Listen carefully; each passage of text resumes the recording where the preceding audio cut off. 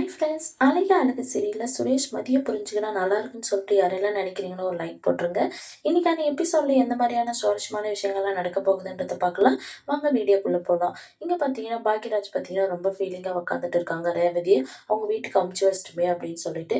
அப்போ மலர் பார்த்தீங்கன்னா எதுக்குங்க ஃபீல் பண்ணிட்டு இருக்கீங்க, ரேவதி எங்கேயோ நம்ம வச்சுக்க முடியும், ஃபீல் பண்ணாதீங்க விடுங்க அப்படின்னு சொல்லிட்டு மலர் சொல்லிட்டு இருக்காங்க. அதுக்கு உடனே பாக்யராஜ் பார்த்தீங்கன்னா இல்லை, ரேவதியை நம்ம அமுச்சு வச்சிருக்க கூடாது அப்படின்னு சொல்லிட்டு சொல்கிறாங்க. இதை கேட்ட மாதிரி பார்த்தீங்கன்னா நீங்களும் அமுச்சு வச்சிங்க, உங்கள் அப்பா அம்மா தானே அமுச்சு வச்சாங்க, நீங்கள் எதுக்கு ஃபீல் பண்ணிட்டு இருக்கீங்க அப்படின்னு சொல்லிட்டு பேசிட்டு இருக்காங்க. இல்லை, நான் உங்ககிட்ட நிறைய விஷயத்த சொல்லாங்க, அவர் பார்த்தீங்கன்னா ரொம்ப டார்ச்சர் பண்ணுறாரு ரேவதியை, நான் ஏற்கனவே பார்த்துருக்கேன் நிறைய டைமு, நான் எதுக்கு நீங்கள்லாம் ஃபீல் பண்ணுவீங்க அப்படின்னு சொல்லிட்டு நான் சொல்லலை அப்படின்னு சொல்லிட்டு பாக்கியராஜ் சொல்கிறாங்க. சுரேஷ் அந்த வழியே போனவர் பார்த்தீங்கன்னா என்ன எங்கே டிஸ்கஷன் பண்ணிட்டு இருக்கீங்க அப்படின்னு சொல்லிட்டு கேட்குறாங்க. அதுக்கு மலர் பார்த்தீங்கன்னா இல்லை, ரேவதி அவங்க வீட்டுக்கு போயிட்டால அதனால உங்க அண்ணா ரொம்ப ஃபீலிங்காக இருக்காரு அப்படின்னு சொல்லிட்டு சொல்றாங்க. ஆமா, எனக்கு கொஞ்சம் வருத்தமா தான் இருக்கு அப்படின்னு சொல்லிட்டு சுரேஷ் சொல்றாங்க. இதை கேட்ட பாக்யராஜ் பார்த்தீங்கன்னா, ஆமாடா உனக்கு என்னமோ ரொம்ப வருத்தமா இருக்கும். நீ தான் அந்த ஆள் பின்னாடியே சுத்திட்டு திரியறிய, அந்த ஆள் சொல்ற பேச்சை தான் கேட்டு இருக்க. அந்த ஆளுக்கு தான் நீ சப்போர்ட் பண்ணிட்டு இருக்க அப்படின்னு சொல்லிட்டு பாக்யராஜ் கோவமா சொல்றாங்க. அண்ணா அதெல்லாம் அதுக்கெல்லாம் இல்லைண்ணே, அக்கா இங்கேயே வச்சுக்க முடியுமா சொல்லுங்க. ஏதோ ஒரு பிரச்சனைல வந்தாங்க, சரின்னு சொல்லிட்டு அப்பா அம்மா அமுச்சு வச்சிட்டாங்க. இதில் போய் என்னென்ன இருக்கு அப்படின்னு சொல்றாங்க. ஆமாடா, நீ அந்த ஆளுக்கு தானே வக்காலத்து வாங்கிட்டு வருவ அப்படின்றாங்க. அண்ணா ஏன் நான் கோவப்படுறேன், நான் தான் சொல்லியிருக்கேன்ல, தினமும் போயிட்டு நான் அக்காவை பார்த்துட்டு வரேன், வீட்டு நான் சொன்னதை செய்வேன் அப்படின்னு சொல்லிட்டு சுரேஷ் சொல்கிறாங்க. சரின்னு சொல்லிட்டு பார்த்தீங்கன்னா சுரேஷ், ஆமாம் எதுக்கு அக்காவை மாமா அடிச்சாருன்ற காரணம் இது வரைக்கும் தெரியலையே அப்படின்னு சொல்லிட்டு சொல்கிறாங்க. அதுக்கு உடனே மதி பார்த்தீங்கன்னா எதுக்கு எதுக்குன்னு தெரியாதா உனக்கு அப்படின்னு சொல்லிட்டு கேட்குறாங்க. மலர் பார்த்தீங்கன்னா எதுக்குன்னு எனக்கு தெரியும், நான் சொல்கிறேன் அப்படின்னு சொல்லிட்டு பார்த்தீங்கன்னா மதியோட வேலை போனதுக்கு காரணமே உங்கள் மாமா தான் அப்படின்னு சொல்லிட்டு மலர் சொல்கிறாங்க. என்ன நீ சொல்கிறீங்க அப்படின்றாங்க. ஆமாம், மதியோட வேலை போனதுக்கு காரணம் அவர் தான் போயிட்டு கரஸ்பாண்டன்ட் கிட்ட பேசிட்டு மதியோட வேலை போக வச்சிருக்காரு. இந்த விஷயம் பார்த்தீங்கன்னா அவரும் அவங்க அம்மாவும் பேசிட்டு இருந்த ரேவதி பார்த்தீங்கன்னா மதிக்கு சொல்லிட்டா அப்படின்னு சொல்லிட்டு தான் அவர் மதியை அடிச்சிட்டாரு அப்படின்னு சொல்லிட்டு மலர் சொல்றாங்க.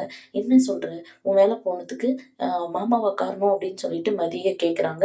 மதி பார்த்தீங்கன்னா ஆமா அப்படின்னு சொல்லிட்டு சொல்றாங்க. ஏன் என்கிட்ட சொல்லலை அப்படின்றாங்க. எதுக்கு பிரச்சனைன்னு சொல்லிட்டு தான் நான் சொல்லலை அப்படின்றாங்க. மாமா எதுக்கு இந்த மாதிரி தேவையில்லாத விஷயத்துலலாம் மூக்க நுழைக்கிறாருன்னு தெரியலையே அப்படின்னு சொல்லிட்டு சுரேஷ் சொல்றாங்க.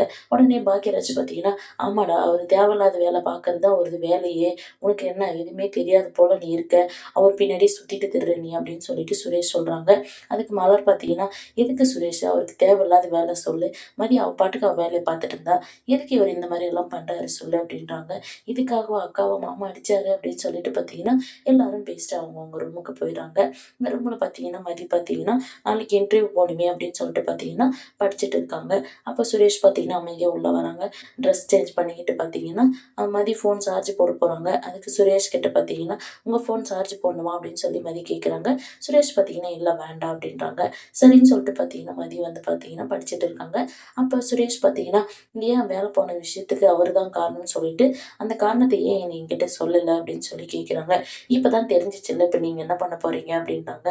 இல்லை, அவர் இந்த மாதிரி எல்லாம் பண்ணுவாருன்னு சொல்லிட்டு நான் கொஞ்சம் கூட யோசிச்சு பார்க்கல அப்படின்றாங்க. மதி பார்த்தீங்கன்னா உண்மையாகவே உங்களுக்கு தெரியாதா அப்படின்றாங்க. ப்ராமிஸாக இந்த விஷயம் எனக்கு தெரியவே தெரியாது, நீ வேலைக்கெல்லாம் போகக்கூடாதுன்ற நினைப்பெல்லாம் எனக்கு கிடையாது, உன்னோட வேலை போயிடுச்சுன்னு சொல்லிட்டு நான் எவ்வளோ ஃபீல் பண்ண தெரியுமா, அதனால தான் காலேஜ் கிட்ட வந்து நானே கூப்பிட்டு வந்து வீட்டில் ட்ராப் பண்ணிட்டு போனேன், நீ ஒரு நாள் நீ வேலைக்கு போகாமல் வீட்டில் இருக்கணும்னு சொல்லிட்டு நான் கொஞ்சம் கூட யோசிச்சு பார்க்கல அப்படின்னு சொல்லிட்டு சுரேஷ் சொல்கிறாங்க.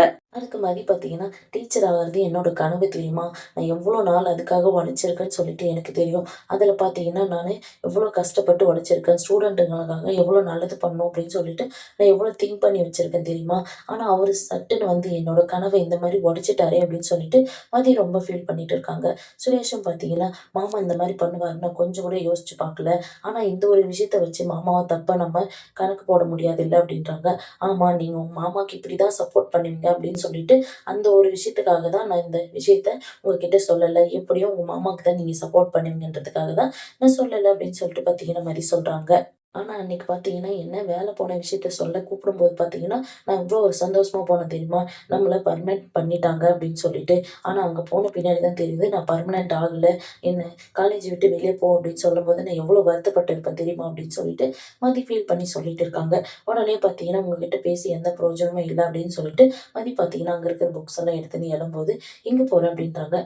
நாளைக்கு பார்த்தீங்கன்னா, இன்டர்வியூ இருக்கு. அதுக்காக நான் படிக்கணும் அப்படின்னு சொல்லிட்டு அங்கருந்து மதி கிளம்பிடுறாங்க.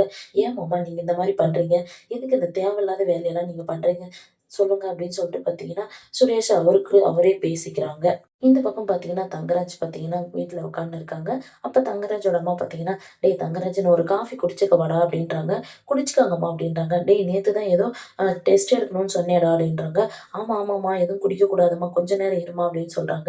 ரேவதியையும் கூப்பிடுறாங்க. "சொல்லுங்க" அப்படின்னு சொல்லிட்டு ரேவதி வந்து நிக்கிறாங்க. இப்ப அம்மாவுக்கு எனக்கு பிளட் டெஸ்ட் எடுக்கிறதா சொல்லியிருந்தனே அப்படின்றாங்க. "ஆமா அது நேத்தே சொன்னீங்களேங்க" அப்படின்னு சொல்லிட்டு ரேவதி சொல்றாங்க. "சரி எங்களுக்கு மட்டும் இல்ல நீயே எடுத்துக்கோ" அப்படின்றாங்க. "ஏங்க நான் எதுக்கு எடுக்கணும்? எனக்கு வேண்டாம்" அப்படின்ட்டாங்க. "இல்ல நீ அடிக்கடிக்கு உடம்பு முடியல, டயர்டா இருக்கு அப்படின்னு சொல்லிட்டு போய் படுத்துக்கிறல்ல, அது கொலஸ்ட்ராலு, தைராய்டு இது இருக்கும். செக் பண்ணி பார்த்துக்கலாம்" அப்படின்னு சொல்லிட்டு தங்கராஜ் சொல்றாங்க. ரேவதி பார்த்தீங்கன்னா, "இல்ல எனக்கு வேண்டாங்க" அப்படின்றாங்க. பேசிட்டு இருக்கும்போதே பார்த்தீங்கன்னா, லேப்லேருந்து ஆள் வந்துடுறாங்க. "வாங்க எடுங்க, பிளட் எடுங்க" அப்படின்னு சொல்லிட்டு சொல்றாங்க. தங்கராஜ்க்கு எடுத்துக்கிறாங்க. அவங்க அம்மாவுக்கும் எடுத்துடுறாங்க. அப்ப தங்கராஜ் பார்த்தீங்கன்னா, "அவங்களுக்கு எடுங்க" அப்படின்னு சொல்லிட்டு, "ரேவதி உக்காரு" அப்படின்னு சொல்லிட்டு சொல்றாங்க. ரேவதிக்கும் பார்த்தீங்கன்னா, பிளட் எடுத்துடுறாங்க. அப்ப தங்கராஜோட அம்மா பார்த்தீங்கன்னா, "டேய் நான் போயிட்டு காஃபி குடிக்கிறேன் இருடா" அப்படின்னு சொல்லிட்டு கிளம்பிடுறாங்க. அப்ப அந்த பிளட் டெஸ்ட் எடுக்க வந்தவங்க பார்த்தீங்கன்னா, "சார் நாங்க பிளட் எடுத்துட்டோம். இன்னும் 2 மணி நேரத்தில நாங்க ரிசல்ட் குடுத்துர்றோம்" அப்படின்னு சொல்லிட்டு பார்த்தீங்கன்னா, அங்கருந்து கிளம்பிடுறாங்க. அப்ப பார்த்தீங்கன்னா, தங்கராஜ், "ஏன் ரேவதி எனக்கு ஏதாச்சும் பிரச்சனை இருக்குன்னு சொல்லி யோசிக்கிறியா? நீ தான் உடம்பு முடியல அப்படின்னு சொல்லிட்டு இருக்க. உனக்கு எல்லா பிரச்சனையும் இருக்கும் பாரு" அப்படின்னு சொல்லிட்டு சொல்றாங்க. "ஏங்க வாய வச்சுன்னு அமைதியா இருங்க. ஏங்க இந்த மாரி பேசிட்டு இருக்கீங்க?" அப்படின்னு சொல்லிட்டு ரேவதி கேட்குறாங்க. "இங்க பாரு நான் இன்னும் காலேஜ்ல எப்படி இருந்தேனோ அதே மாரி இருக்கேன்" அப்படின்னு சொல்லிட்டு தங்கராஜ் சொல்றாங்க. "ரிசல்ட் வரட்டும் பாரு. எனக்கு எந்த பிரச்சனையும் இல்லன்னு சொல்லிட்டு தான் வரும்" அப்படின்னு சொல்லிட்டு தங்கராஜ் சொல்லிட்டு இருக்காங்க. "சரிங்க" அப்படின்னு சொல்லிட்டு பார்த்தீங்கன்னா, ரேவதி அங்கருந்து எந்திரிச்சு போயிடுறாங்க. இந்த பக்கம் பார்த்தீங்கன்னா, மலர் கிச்சன்ல வேலை பார்த்துட்டு இருக்காங்க. மதியம் பார்த்தீங்கன்னா, குளிச்சுட்டு சேரி எல்லாம் கட்டிக்கிட்டு, "சாரிங்க உங்களுக்கு காலையில கிச்சன்ல என்னால ஹெல்ப் பண்ண முடியல" அப்படின்னாங்க. "சரி அதெல்லாம் இருக்கட்டும். இந்த குழம்ப கொஞ்சம் டேஸ்ட் பண்ணி பாரு" அப்படின்னு சொல்லிட்டு மலர் சொல்றாங்க. மதியம் பார்த்தீங்கன்னா, டேஸ்ட் பண்ணிட்டு "சூப்பரா இருக்கு" அப்படின்னு சொல்லிட்டு சொல்றாங்க. "ஆமா எங்க சேரி கட்டியிருக்க? வெளியில எதுவும் போறியா?" அப்படின்னு சொல்லிட்டு மலர் கேட்குறாங்க. "அதுதான் சொன்னேங்க, இன்டர்வியூக்கு போறேன்னு சொல்லிட்டு நேத்தே சொன்னனே" அப்படின்றாங்க. "இல்ல மதி சொல்லல" அப்படின்னு சொல்லிட்டு மலர் சொல்றாங்க. "நீ வந்து பார்த்தீங்கன்னா, மெயில் அனுப்பியிருக்க அப்படின்னு மட்டும் தான் என்கிட்ட சொன்ன" அப்படின்னாங்க. "ஓ! சாரிங்க. நான் டென்ஷன்ல இருந்ததுனால சொன்னதா இருந்துட்டேன்" அப்படின்னு சொல்லிட்டு மதி சொல்றாங்க. அதுக்கு மலர் பார்த்தீங்கன்னா, "ஆமா நம்ம வீட்ல தான் ஏற்கனவே நேத்து சாயந்தரம் நெறைய பிரச்சனை போச்சுல்ல, அந்த இதெல்லாம் மறந்துரு இப்ப விடு மதி" அப்படின்றாங்க. "சரிங்க" அப்படின்னு சொல்லிட்டு மதியும் சொல்றாங்க. அப்ப மலர் பார்த்தீங்கன்னா, "நீ போற வேலை உனக்கு கண்டிப்பா கிடைக்கும். போயிட்டு வா மதி" அப்படின்னு சொல்லிட்டு சொல்றாங்க. "சரிங்க ரொம்ப தேங்க்ஸு. ஆனா ரேவதி அண்ணி ஏதாவது கால் பண்ணாங்களா?" அப்படின்றாங்க. "இல்ல கால் பண்ணல. நானும் மெசேஜ் பண்ணியிருந்தேன் குரூப்ல. ஆனா அவங்க எந்த ரிப்ளேயும் பண்ணல" அப்படின்னு சொல்லிட்டு மதி சொல்றாங்க. "சரி தங்கராஜ் அண்ணன் ஏதாச்சும் பிரச்சனை பண்ணியிருப்பாரா என்னன்னு தெரியலையே" அப்படின்னு சொல்லிட்டு மலரும் யோசிக்கிறாங்க. நம்ம யோசிச்சுட்டே இருக்கிறதுக்கு நம்ம ரேவதிக்கு கால் பண்ணி பார்க்கலாமே அப்படின்னு சொல்லிட்டு கால் பண்றாங்க. ரேவதியும் பார்த்தீங்கன்னா, இளவரசிக்கு சாப்பாடு ஊட்டிட்டு இருக்காங்க. "சொல்லுங்க அண்ணி" அப்படின்னு சொல்லிட்டு பார்த்தீங்கன்னா, ஃபோன் அட்டெண்ட் பண்றாங்க. "என்ன ரேவதி பண்ற? தங்கராஜ் அண்ணன் இருக்காரா?" அப்படின்றாங்க. "இல்ல" அப்படின்றாங்க. "எப்படி இருக்க? ஏதாச்சும் பிரச்சனையா?" அப்படின்னாங்க. "பிரச்சனையெல்லாம் ஒண்ணும் இல்ல. வந்த உடனே அத்தை தான் கொஞ்சம் வித்தியாசமா பேசுனாங்க. அவர் பார்த்தீங்கன்னா, எனக்கு சப்போர்ட் பண்ணி தான் பேசினாரு" அப்படின்றாங்க. "என்ன ஒரு 2, 3 நாளைக்கு அமைதியா இருக்கலாம்னு சொல்லிட்டு இருப்பாரா ரேவதி?" அப்படின்னு சொல்லி கேட்குறாங்க. அதுக்கு ரேவதி பார்த்தீங்கன்னா, "அப்படியெல்லாம் இருக்காது அண்ணி. அவரு பார்த்தீங்கன்னா, வீட்ல பார்த்தீங்கன்னா பிளட் டெஸ்ட் எடுத்தாங்க. எனக்கு ஏதாச்சும் பிரச்சனை இருக்குமோ அப்படின்னு சொல்லிட்டு பிளட் டெஸ்ட் எடுத்துக்கோ அப்படின்னு சொல்லியிருக்காரு. அவரு வேற பிரச்சனைல இருக்காரு இப்ப. அந்த மைண்ட்லயே இருக்காரு. அப்பாவுக்கு பிபியும், கொலஸ்ட்ராலும் அதிகமா இருக்குன்றதுனால, நமக்கும் இருக்குமோ அப்படின்ற பதட்டத்திலே இருக்காரு" அப்படின்னு சொல்லிட்டு ரேவதி சொல்றாங்க. அப்ப "சரிங்க அண்ணி" அப்படின்னு சொல்லிட்டு பார்த்தீங்கன்னா, அத்தை கூப்பிடுறாங்க. "என்னன்னு நான் போயிட்டு பார்க்குறேன்" அப்படின்னு சொல்லிட்டு ரேவதி சொல்றாங்க. உடனே மதி பார்த்தீங்கன்னா, "நான் உங்களுக்கு குரூப்ல மெசேஜ் பண்ணேன். ஆனா நீங்க எதுவுமே ரிப்ளை பண்ணாதனால, நாங்க கொஞ்சம் பயந்துட்டோம்" அப்படின்னு சொல்லிட்டு மதி சொல்றாங்க. "மதி எனக்கு எந்த ஒரு பிரச்சனையும் இல்ல. என்ன நினைச்சு நீங்க பயப்படாதீங்க. நீங்க தைரியமா இருங்க" அப்படின்னு சொல்லிட்டு பார்த்தீங்கன்னா, ரேவதி ஃபோன வச்சுர்றாங்க. இந்த மாரி தான் முடிச்சிருக்காங்க. அடுத்து எந்த மாரியான சுவாரஸ்யமான விஷயங்கள்லாம் நடக்க போகுதுன்றது நம்ம அடுத்து வர எபிசோட்ல பார்க்கலாம். வெயிட் பண்ணுங்க.